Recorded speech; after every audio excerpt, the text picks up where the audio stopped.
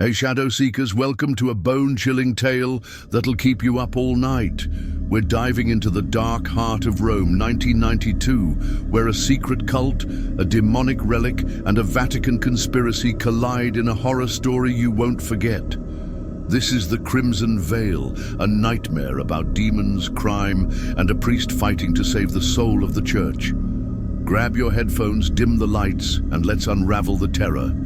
Don't forget to smash that subscribe button and ring the bell for more spooky stories. Rome, 1992. The eternal city thrummed with the footsteps of pilgrims, their murmured prayers blending with the tolling bells of St. Peter's Square. Beneath the ancient stones, however, a sinister force coiled, older than the catacombs and hungrier than sin itself. Father Matteo Vieri, 58, was the Vatican's most battle-hardened exorcist. His weathered face bore the lines of countless confrontations with the infernal, his eyes carrying the weight of souls lost to darkness. His hands, scarred from gripping crucifixes during possessions, trembled faintly as he lit a candle each night for those he couldn't save. No amount of holy water or whispered rites could have prepared him for the terror that began with a single grotesque crime. Brother Nico, a young monk with a scholar's zeal and a heart full of faith, was found dead in a crypt beneath Trastevere's oldest church. His body lay sprawled across a stone slab, his chest carved open with surgical precision, his heart gone. The air was heavy with the stench of iron and sulfur, the walls slick with condensation that seemed to weep. Etched into the crypt's floor were symbols, coiling serpents, broken crosses, and a five-pointed star encrusted with dried wax and something darker. Matteo recognized them instantly, the sigils of Baphomet, a demon of deception and chaos, whose very name made seasoned priests shudder. Years ago, in a Naples orphanage, Matteo had faced Baphomet's wrath. A child had spoken in tongues, her body twisting unnaturally as she crawled up walls, her laughter a chorus of horrors. The memory still jolted him awake, drenched in sweat at the witching hour. Pope John Paul II summoned Matteo to a clandestine chamber beneath the Apostolic Palace, a room hidden behind faded tapestries of martyred saints, their woven eyes seeming to watch. The Holy Father's face was ashen, his hands unsteady as he slid a coded journal across a table worn smooth by centuries of secrets. Nico was investigating a cult within the church, the Pope said, his voice barely audible. They call themselves the Crimson Veil. They're summoning demons to seize control of the papacy, to twist the church to their will. Find them, Matteo, before they strike again. Nico's journal, its leather cover stained and fraying, named suspects. Cardinal Lorenzo, a charismatic figure who controlled Vatican finances with an iron grip. Sister Clara, a nun whose fervent prayers hid a strange, unsettling intensity. Marco, a Vatican librarian with access to forbidden texts. And Captain Elena, a Swiss Guard officer whose loyalty seemed too perfect. Matteo's heart sank. A conspiracy festering in the heart of Christendom. It was blasphemy, yet the sigils in the crypt screamed truth. Matteo began his hunt in the Vatican's secret archives, a labyrinth of towering shelves where dust clung to scrolls older than Rome itself. The air was thick with the scent of decaying parchment, the silence broken only by the faint drip of water somewhere in the dark. Behind a locked iron grate, in a section forbidden even to most cardinals, he found a tome bound in blackened vellum, its pages brittle and stained with age.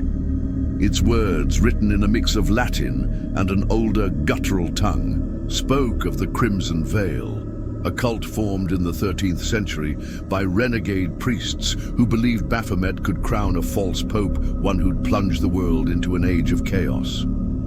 Nico's journal, tucked into a hidden compartment, detailed their rituals. Blood sacrifices under moonless skies, chants that twisted the soul, and a relic known as the Shard of Judas. A dagger forged from cursed silver, said to bind Baphomet's power to its wielder.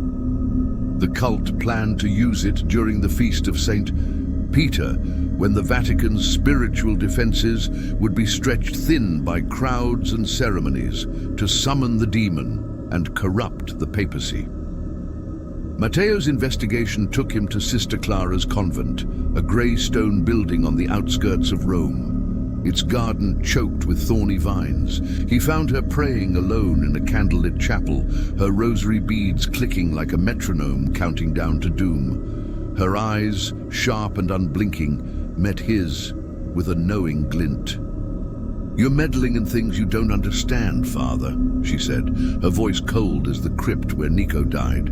That night, Matteo's dreams were invaded, visions of a horned shadow looming over him, offering power, wealth, a church bent to his will.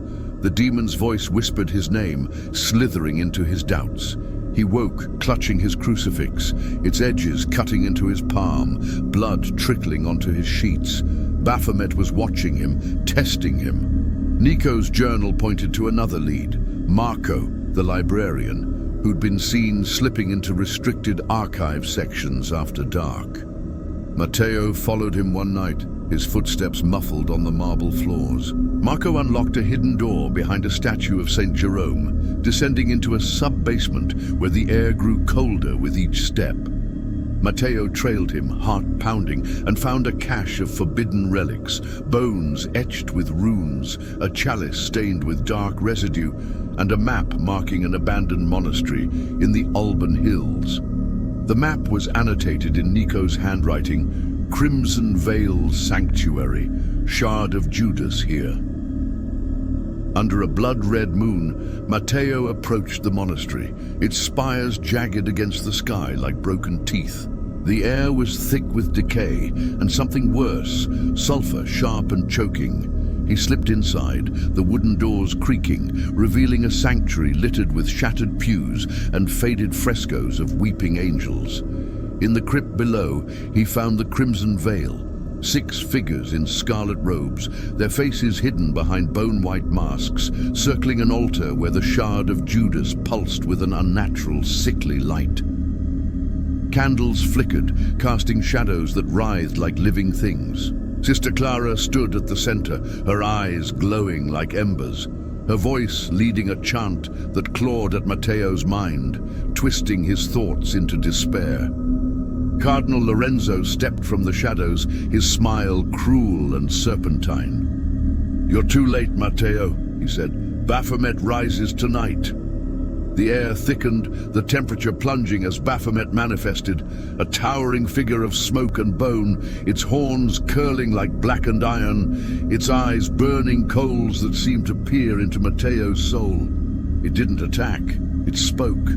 "Join us, Matteo," it purred, its voice a chorus of whispers promising glory, wealth, power, a church remade in his image. Visions flooded his mind, himself on the papal throne, nations kneeling at his feet. His faith wavered, the demon's promises burrowing into his fears of failure, his years of thankless battles. But he gripped his crucifix, the pain grounding him, and began the rite of exorcism in Latin, his voice steady despite the terror gnawing his bones. The cult's chants grew louder, the shard's glow intensifying, feeding Baphomet's form. The crypt's walls cracked, dust raining from the ceiling. Clara lunged, the Shard of Judas in her hand, its blade aimed at Matteo's heart. He dodged, his reflexes honed by years of facing the possessed, and splashed holy water from a vial at his belt. Clara screamed, her skin blistering, her eyes flickering between human and inhuman.